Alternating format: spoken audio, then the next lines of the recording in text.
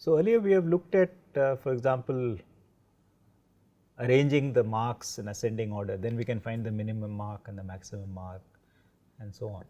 We can also divide it into 4 quadrants, all that. Yeah, we can do all those correct. We things. can take the first 25% of the cards in this list, get the, or we can of course find the median, we can get the middle mark and so on. But one of the other things, for example, that we sometimes had to check was whether 2 students have, say, the same birthday. Right? So that can also be done, maybe. See, because when we do the marks, what we found was that the students with the same marks will come together. Right? So that seems to be a nice property of sorting. Property, sorting. That, sorting means. So what you are saying is that if I want to find out if 2 students have the same birthday, if I sort by birthday, say we want. Okay, let's just say the day of the month. Let us say, for simplicity. I mean, we could do exact birthday. Sort by birth. I mean, can you sort? We can sort. I guess you can compare one birthday with another. Yeah, because you can say with respect before to, or after. January is so as long as you can say before or after, you should be able to sort, right? So we sort the thing by birthday. Let us say. Then what you are saying is that if 2 people have the same birthday, they will come next to each other. Exactly. I think that. So that's very easy to find out whether. So then you don't have to do this nested. Wow, that's interesting. You know, earlier we were saying you. Nested iteration. You take this student, check against any other. We did some binning and all that. Yeah. We checked bin by month and stuff like that. So rather than that, now what you are saying is sort it. Sort it and then see. So we could try that. We try. Let's try. Yeah. So let's see. So we'll sort this by month.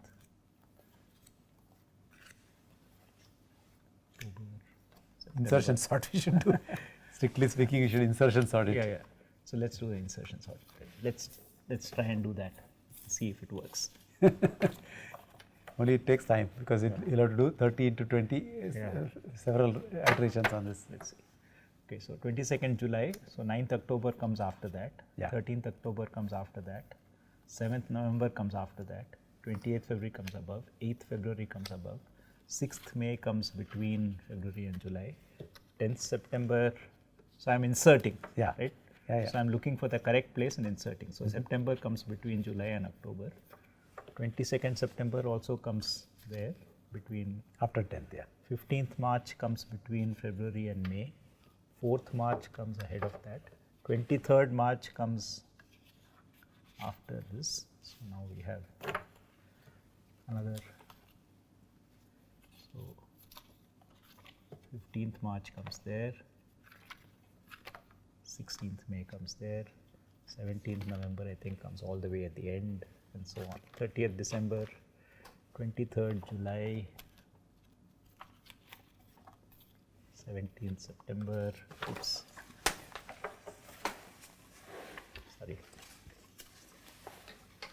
17th September, 30th April.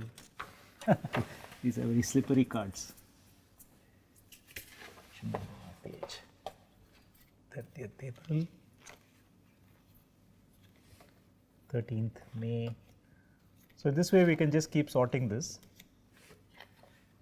3rd June, 5th May, let me cheat, 4th January, I will eventually put that 3rd June. 3rd June, 17th July, 14th January, 12th January, 26th December should go somewhere near the end.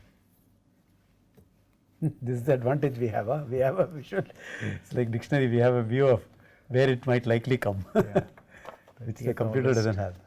Yeah. 14th December, 6th December. So now I believe it is sorted. Okay. So now what we need to do basically is only go through it sequentially. Yeah, now we go through it sequentially and see if any 2 things are next to each other or same. So 4th January, 12th January, 14th January, 8th February, 28th February. And we have seen already how to look at neighboring cards. 4th March. Simple method. 15th March. 15th March, 15th March. So the first and the rest, first of the rest. Correct. So 2 adjacent cards, so they have the same value. And this is for birthdays, we could do it for physics marks, total marks, anything.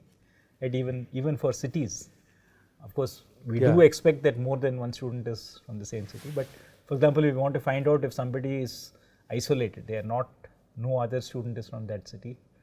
then sorted also by you city. Sorted by city, and then there should be a different. Use before- alphabetical order when you sorted by Yeah, city. alphabetical order. Sorted by city, and then if two people neighboring cards basically happen to have the same city, They're from the same city, so you can just count number of people in that city, something like that. You can do that also. Yeah, for each city you can count how many people are there. people are there, so that at the end you know if some city has only one student. One student. Yeah, so that's something you can do. So by So sorting you get more information. You get a lot of information, it seems, because you're bringing together things. Okay, that is an interesting thing. Things that are equal come together. Right.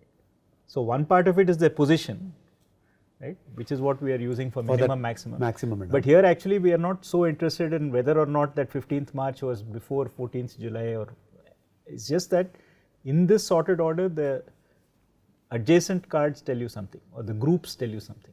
Right. So as you said, if you sort by city, then you are counting from each city how many people are there. The same thing you could do here also. I mean, I'm thinking now, since you said this business, if that CSK, we created all those lists of categories and all that. Yeah. If I want to find out how many items each customer bought, let us say. Right. How many items? So then what you would want to do, like we were earlier grouping by the city of the student, we would want to collect together all one customer we want to collect all the bills, all the CSK rows from the bills, and then we just count how many rows there are. How many, that should be easy, no? Yeah. And similarly, if you want to find out how many items a shop sold, same thing we can do. Yeah. Take the CSK and sort it by S. You take the CSK list. Right. So this is our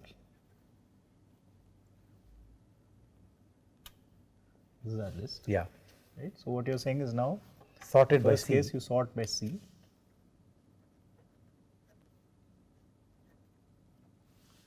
When you sort by C, what happens? All the customers will come together. Yeah. Bills of the same customer will come together. Items purchased by one customer will all come together. Isn't it? Yes, they come in a group, just like all the students from the same city will come. Yeah.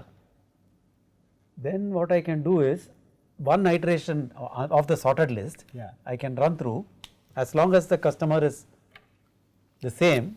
Correct. I accumulate or count, keep. Yeah. So supposing my first customer is some C1. Yeah. Right. So up to some point the customer will be the same. Yeah.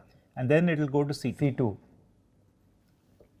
Right. Now I just count how many are there like this. So I just count from here to there, and I will get count of C1 I will get. C1. Similarly, I start with then C2. I reset the counter. Reset the counter, keep counting. Yeah. I'll And if I want to collect this, I could even have now, I could have C1. I could keep, even now that we know how to keep these lists of pairs, right? Yeah. So I can keep a pair C1 saying and that 1. customer 1, I saw so many items, and then customer 2, I saw so many items, and so on. And I can count these, as you said, by resetting. Right? So every time I change the customer, the count changes back to 0, and then I add up the entries and I get this count. Cool, huh? Really nice way. So sorting, I mean, this is because we are sorting. Yeah. And again, we don't really care in what order the customers are, as long as all the customer records are together. So, and if I want to do the same thing for shops, now I did by customer, I want to do by shops, all I need to do is do the same thing. Exactly. But so sort it by? Yeah. So you sort by shop. Right. So all the bills for shop 1 will come together. So at the end you will end up producing some for shop 1. How many items? What is the item count, right? So say, and then S2, M2 and so on. And I could do the same thing for category.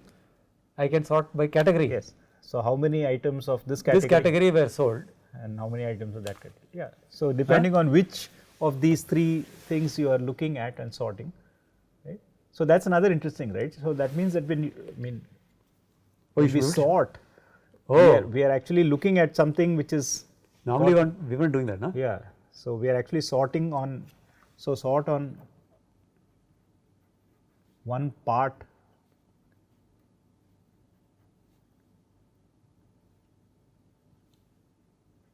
of an item or an object or something. So what does that mean? It means that when we do this, so insertion sort, we said basically that check whether the item is below, so that below is below or less than is on one, which is what we do informally when we look at it. When we are looking at it, we only focus on the maths marks, or we only focus on the birthday. Correct. So we are only saying pick that a part of. So we have each object in our nested list has a number of parts to it, but you look at only the relevant. So in specifically when we are doing that insertion sort algorithm, we are saying if this is less than that, we are saying, so instead of saying if this is less than that, you have to say if the first of this is less than or the first second of this, or the second of this. Yeah, if you are sorting by ID, sorting on last marks. of this or first of last of whatever. So you have to isolate out the item, the relevant field. Yeah. So here for him, that's what you're saying. So if you're sorting by C, we are sorting on the first of these things. Sorting by category on the last. We're sorting on the middle one, then it is first of last or first of rest or last of init. So that's another minor thing that we have to keep track of when we are doing this comparisons. Okay, so sorting basically could be used in many ways. Sorting itself is a complicated operation. Yes. Sorting takes time, but once sorted, it seems to throw out a lot of very, very useful information, right? That's the point. Yeah, that's the key point. Because somehow we think of sorting as only arranging in order, but that arranging in order is the most obvious thing. But this grouping, I think this grouping is very useful for us. It groups things by some attribute, and then we can count, we can look for duplicates, we can do various. So actually looking for duplicates is a special case of counting. Correct, counting. There are more than one of this type. Correct.